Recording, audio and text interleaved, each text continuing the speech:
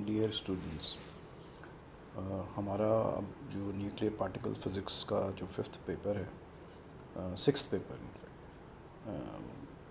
उसमें हमने एक पार्ट जो हमारा बेसिक प्रोसेसेस होते हैं कि किस तरह से पार्टिकल्स क्रिएट होते हैं कहाँ और उनकी बेसिक प्रॉपर्टीज़ क्या हैं, और जब वो मैटर में इंटरेक्ट करेंगे आएंगे तो किस तरह से वो इंटरेक्ट करेंगे मैटर से।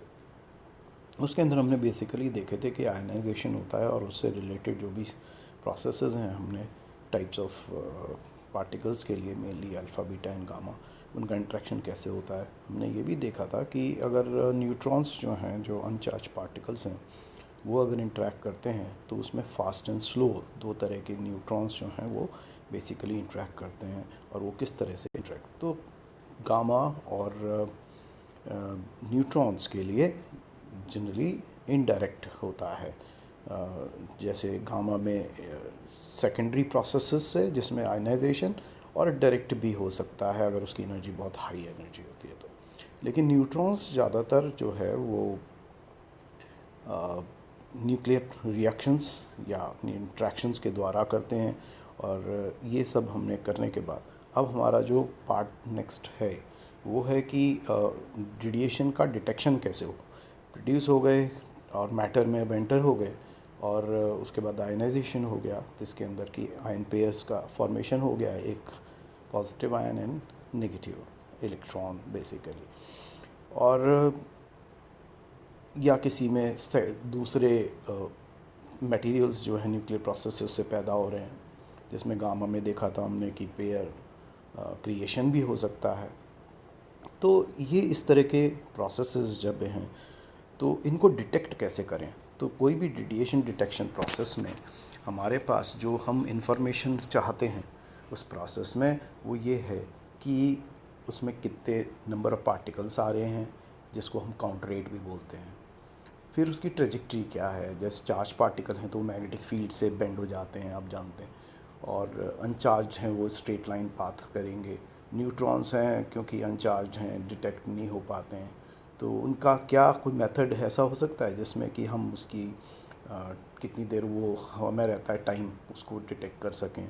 इस तरह की टाइम ऑफ अराइवल, उस पार्टिकल जहाँ से डिके हुआ और उसके बाद जब वो मैटर में एंटर हुआ, और उसके डिटेक्शन, उसके अंदर टाइम ऑफ अराइवल क्या रहा और उसकी एनर्जी कितनी लेके आ रहा है, मोमेंटम कितना है, ये इन्फॉर्मेशन हमें चाहिए होती है। और कौन किस तरह का रेडिएशन है, चार्ज है अनचार्ज है, जैसे अल्फ़ा बीटा गामा है।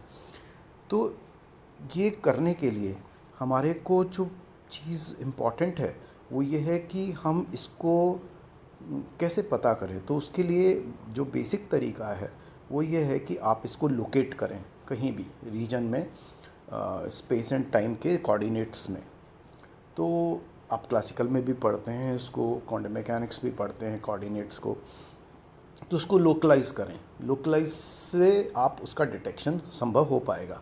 लेकिन इसमें जो सबसे बड़ी समस्या है आती है वो ये है कि इनका जो साइज़ है वो बहुत स्मॉल है, 10⁻⁻15 मीटर्स का है। और इसलिए कोई भी ऐसा इक्विपमेंट नहीं है हमारे पास, या कोई इवन पावरफुल माइक्रोस्कोप्स भी हैं, वो एटॉमिक साइज से नीचे का डिटर्मिनेशन नहीं करते हैं। तो हमारे पास कोई टूल नहीं है जिससे कि हम डायरेक्टली उन पार्टिकल्स को डिटेक्ट कर सकें। तो इसको डिटेक्ट करने के लिए रेडिएशन को, इसलिए हम उनको लोकलाइज ऐसे रीजन में करते हैं जिसमें कि जिनका कि वॉल्यूम का या उन जो रीजन्स हैं वो बहुत ही बड़े रीजन्स हों। किसके कंपैरिजन में, उस पार्टिकल के साइज़ या उसके वॉल्यूम के कंपैरिजन में। तो इससे क्या फ़र्क पड़ेगा, इससे फ़र्क ये पड़ता है कि जब भी कोई चेंज होगा उस रीजन में ड्यू टू दी पार्टिकल जो आ रहा है और जो इंटरेक्ट होके, तो वो जो है उसका हम अराइवल वो हम ऑब्ज़र्व कर सकते हैं या कर पाएंगे। किस तरह के पार्टिकल्स नॉर्मली इस प्रोसेस में करते हैं, जो हम पढ़ते भी आए हैं पहले की क्लासेस में, और वो हैं इलेक्ट्रॉन्स, जिसमें जैसे हमने दो तरह के बताए थे, बीटा पार्टिकल्स हैं, beta minus and beta plus. उस तरह से प्रोटॉन्स हैं, अल्फ़ा पार्टिकल्स हैं, और ये भी चार्ज हैं। और फिशन के फ्रेगमेंट्स, जैसे आप देखें यूरेनियम भी फिशन करता है तो उसके अंदर एक डॉटर न्यूक्लियर बनेगा और कुछ न्यूट्रॉन निकलेंगे और कुछ एडिशनल पार्टिकल्स भी निकल सकते हैं। तो ये एक इसके भी जो पार्टिकल्स क्रिएट होते हैं उनको भी हम यहाँ पे डिटेक्शन कर सकते हैं मेथड के द्वारा। और फिर स्लो और फास्ट न्यूट्रॉन्स, जैसे बताया था, स्लो न्यूट्रॉन्स का response to something like KT energy है room temperature 0.025 electron volts, but fast neutrons can attain energy up to 10 MeV और मोर देन दैट। तो उनका भी डिटर्मिनेशन। फिर गामा रेज, जिनके द्वारा हमने 3 processes Compton, pair annihilation and photo electric effect ये बताया था। और इसमें डायरेक्ट भी हो सकता है, अगर बहुत ज़्यादा एनर्जी है तो that it can directly hit and then remove an electron. और एक्सरेज का भी जो फिनोमिना है वो बिल्कुल सेम न्यूक्लियर पार्टिकल्स में गामा रेज की तरह ही। नौ इसमें जो एनर्जीज इन्वॉल्व हैं वो नॉर्मली जैसे एक्सरेज की केवी से शुरू होती हैं, या फिर इलेक्ट्रॉन की 511 केवी करीब रहती है, और बाकी जो पार्टिकल्स हैं उनकी और ज़्यादा होती है। तो इसमें हमारे अब इवन आप इसको 1 बिलियन इलेक्ट्रॉन वोल्ट्स के ऊपर आसपास भी ले जा सकते हैं जिनकी एनर्जी कैरी होती है, और उनको हमें डिटर्मिनेशन करना है। तो हमारा जो तरीका है वो ये है कि हम इनको जो भी पार्टिकल्स हैं इनको हम क्लासिफाई करें डिफरेंट टाइप्स में, और उनकी डिपेंडिंग ऑन दी उनकी एनर्जी क्या है, उनका टाइप क्या है, उनका ट्रेजेक्ट्री क्या है, और वो कितने नंबर के हैं, क्या उनका टाइम है, लाइफ टाइम जो जिसमें अंदर की वो डिके करेंगे फर्दर या वो डिटेक्ट हो पाएंगे। तो हमें वो डिटेक्टर्स, उनके डिटेक्टर्स को डिज़ाइन ऐसे ही करना पड़ेगा कि डिपेंडिंग ऑन दिस क्लासिफिकेशन, जिसके अंदर की जैसे बताया उसमें नेचर ऑफ रेडिएशन क्या हो, एनर्जी क्या हो, लाइफ टाइम कितनी देर रहेगी। तो ये 3 हो। अब हम इसमें डिस्कशन यही करेंगे कि ये जो डिटेक्टर्स हैं वो मतलब कैसे हम करें। तो कई इनको क्लासिफाई करने के लिए कि डिटेक्टर्स में हमने कुछ कैटेगरीज बनाई, जिसमें हम इनको अभी मैं ABCD पॉइंट से करूँगा नोट। तो पहला जो हमारा है वो डिटेक्टर्स का क्लासिफिकेशन, उसके अंदर ये है कि वो ऐसे डिटेक्टर्स हैं जो कि इलेक्ट्रॉन्स को, जब आयनाइजेशन होता है तो आप जानते हैं एक नेगेटिव आयन जिसको इलेक्ट्रॉन और एक पॉजिटिव आयन प्रोड्यूस होता है।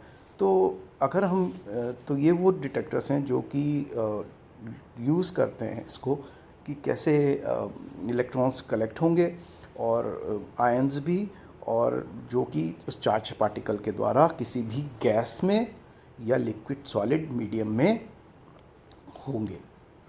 तो जब इस तरह का होगा तो इससे क्या होता है कि जब भी इलेक्ट्रॉन्स होंगे तो इलेक्ट्रॉन को अगर आप जानते हैं कि यदि उसको अगर हम एक पॉजिटिव इलेक्ट्रोड, जिसे हम एनोड कहते हैं ट्यूब्स में, अगर हम उसको उसके ऊपर एक्यूमुलेट कर पाएँ, इकट्ठा कर पाएँ, कलेक्ट कर लें, तो it will give rise to a small potential difference, और विभवांतर हिंदी में।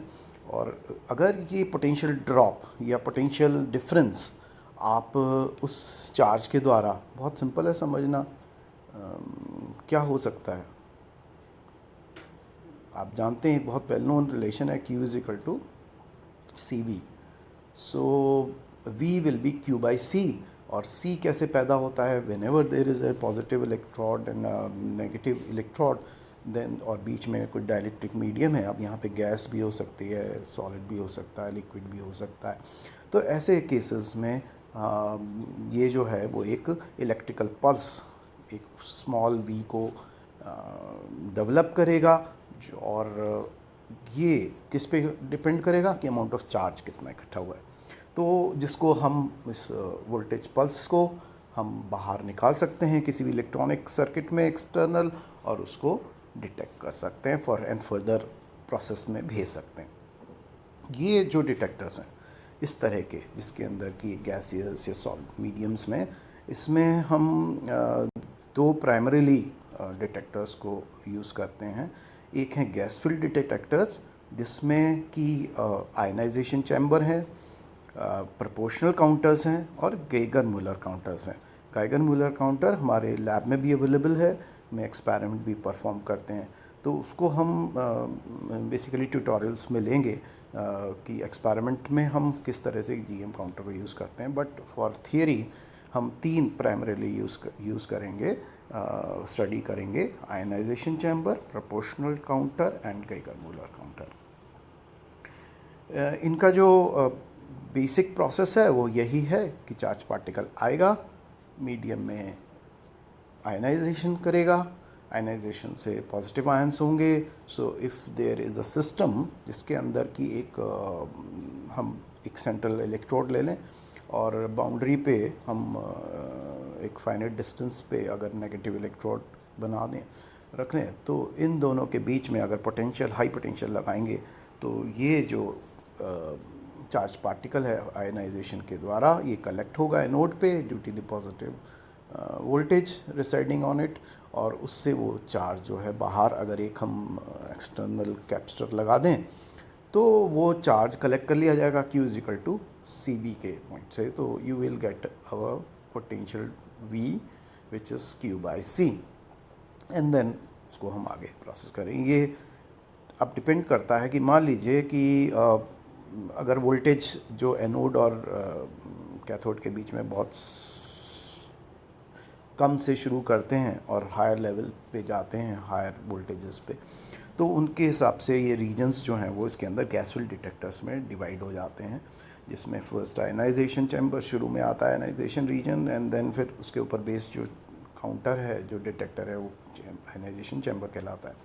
और सेकंड जो प्रोपोर्शनल काउंटर है उसके अंदर वो डायरेक्टली जो भी चार्ज पार्टिकल्स आ रहे हैं उनकी जो एनर्जी है, जो आउटपुट पल्स भी हमें दे सकता है, वोल्टेज देगा, वो उसकी डायरेक्टली प्रोपोर्शनल होती है इनकमिंग पार्टिकल की एनर्जी। तो ये प्रोपोर्शनल काउंटर्स कहलाते हैं इसलिए। और एक गेगर मूलर काउंटर जो बहुत हैंडी होता है, वर्सेटाइल इंस्ट्रूमेंट भी होता है गेगर मूलर काउंटर, बहुत फास्ट डिटेक्शन भी कर देता है हमारे को। तो ये डिपेंड करता है कि भाई इसकी वोल्टेज अगर ज़्यादा लगा दें तो वो जो वोल्टेज है output pulse that is independent of the incoming energy, और सभी पार्टिकल्स चाहे वो अल्फ़ा हो, बीटा हो, गामा, ये इंडिपेंडेंट प्रोसेस हो जाते हैं, मींस ये डिटेक्टर ब्लाइंड होता है। तो ये डिटेक्टर्स हैं। और दूसरे तरह के जो डिटेक्टर्स हैं जिसके अंदर की में से यही मीडियम को यूज़ करते हैं वो है कि जी सॉलिड्स में। सॉलिड्स में आयनाइजेशन कैसे होता है? सॉलिड्स में प्राइमरीली जो है वो इलेक्ट्रॉन होल पेयर्स होते हैं पैदा। तो इनके लिए इनको जो कंसेप्ट को यूज़ करते हैं उस सेमीकंडक्टर क्रिस्टल्स यूज़ करेंगे आप, सिलिकॉन, जर्मेनियम, और सेमीकंडक्टर डिटेक्टर्स बोलेंगे हम इसको, इस कैटेगरी को।